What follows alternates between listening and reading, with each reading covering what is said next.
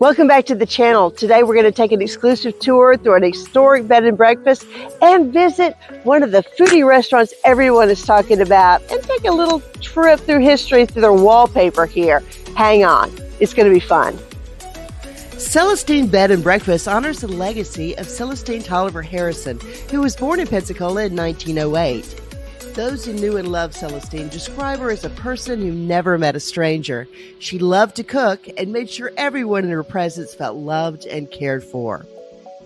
Celestine's great-granddaughter, Cornelia Robinson Edwards, is one of the proprietors, and she gave us a tour, starting with a welcome cup of blueberry tea and fine china in the kitchen.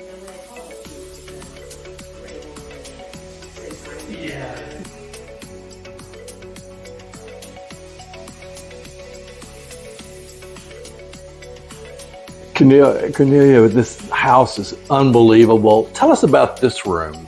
This room is the Vanderbilt Library. It's named after my great-grandfather. He is originally from Alabama, right outside of Selma. And he and my great-grandmother got married in 1927, Celestine and Vanderbilt. So Celestine was born in Pensacola in 1908. Both of them worked in North Hill. My great-grandfather drove the truck for Gulf Cleaners, and my great-grandmother kept people's children here in North Hill. Oh. And we've got artifacts from all over Pensacola. At the very top, there's a green book. Oh, yes.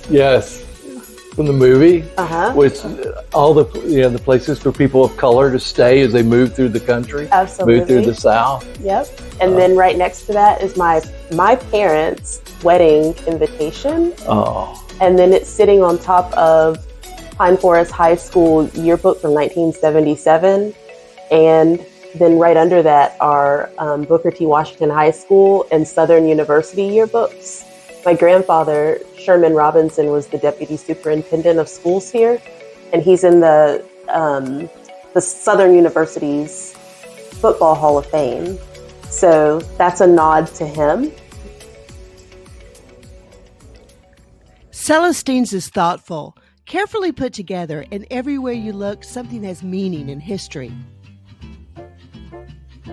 The James and Jean room is a suite, and it features an adjustable California King poster bed.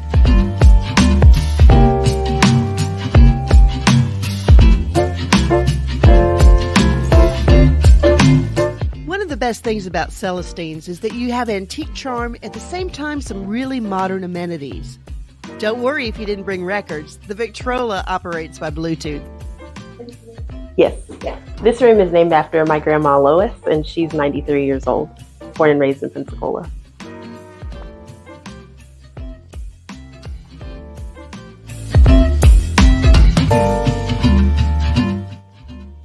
My great-grandmom's home is exactly 1 mile from here on H Street. And when you walk into the house, there's a piano, and the piano has shelves.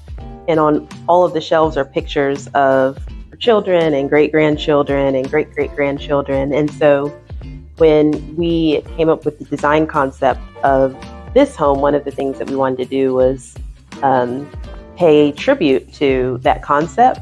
And so this is a deconstructed piano, and the wallpaper has all of the pictures. And these are pictures of old Pensacola intertwined with our family. So this is my great-grandmother's mother.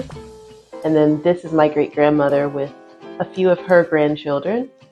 And this is my great-grandmother sitting under the tree that used to be in front of her house on H Street.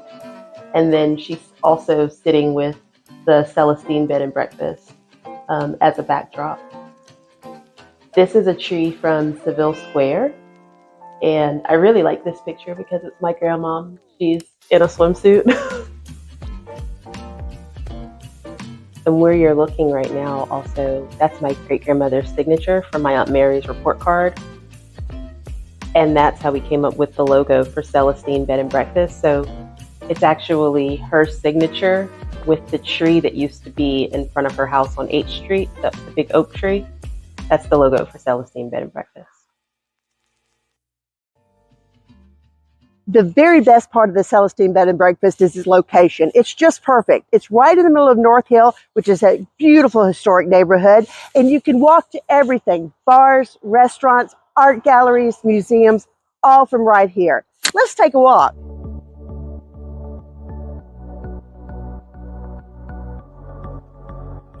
If you're here on a Saturday, just walk over a block to Palafox Street and check out the Palafox Market. Farm fresh produce, plants, flowers, fresh tea and coffee, ceramics, art, and much more at an event that was named Florida's Best Farmers Market by Southern Living magazine.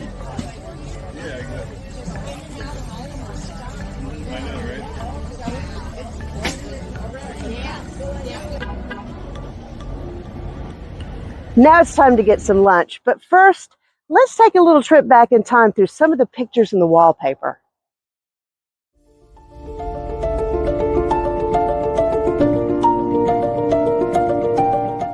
This is the clock tower at the Artel Gallery, which used to be the Escambia County Courthouse. It was built in 1887. Now it's an art gallery.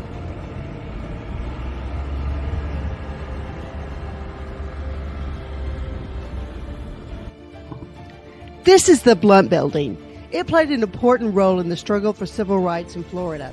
In the 1950s and 60s, blacks in segregated communities began sit-ins to protest whites-only lunch counters and stores. Members of Pensacola's NAACP Youth Council, some as young as 12 years old, took their stand against segregation by peacefully occupying lunch counter seats right here at Woolworth's in the Blunt Building and at Crest and Newberry and other parts of Pensacola. They were physically and verbally harassed and even arrested on falsified charges. Downtown stores lost 80% of their business because of the boycott, and lunch counters in the city of Pensacola were integrated on March 12, 1962. When you visit the Blunt Building, don't miss the museum on the first level. Pensacola Hospital opened in September 1915 as the first and oldest Catholic hospital in Florida. Now it shops and eateries, and most of us have a story about the hauntings there too. Well, it's lunchtime, and luckily there's a brand new restaurant just opened this week. Everyone's been talking about it. It's called the Burrow. Let's go check it out.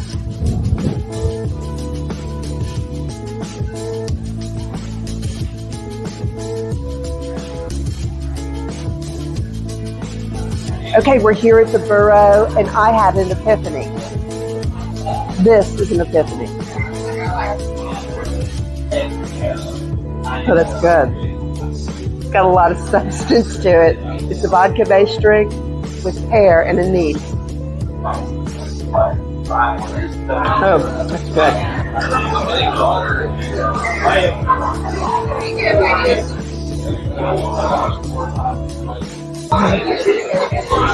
These are the brie cheese sticks. They're amazing. They've got brie, they've got pumpernickel, they got a little bacon jam, and then they've got East Hill honey, which is from right in this neighborhood.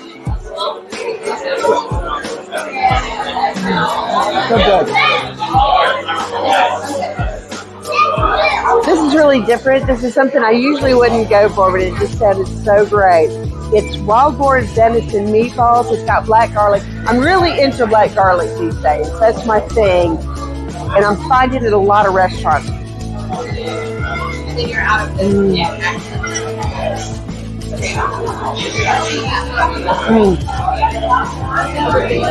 It's really good. It's got a sort of a soy glaze. Really, really rich.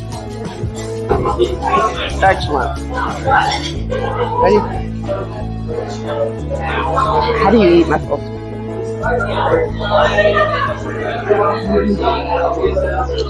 Oh, that's good.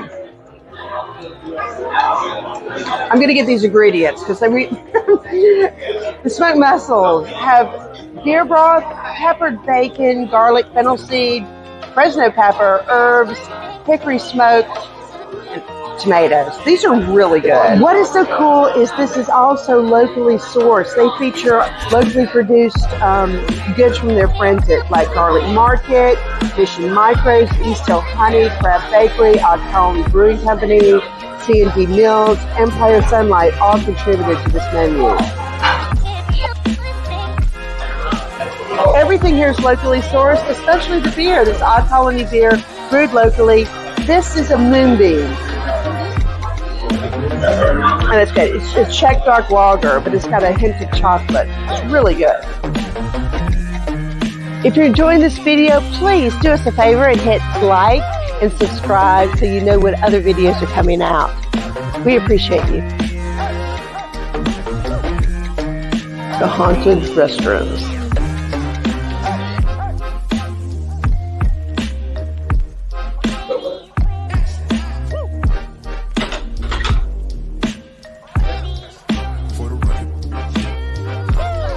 I've had more than one friend that encountered a ghost on the way to these restrooms.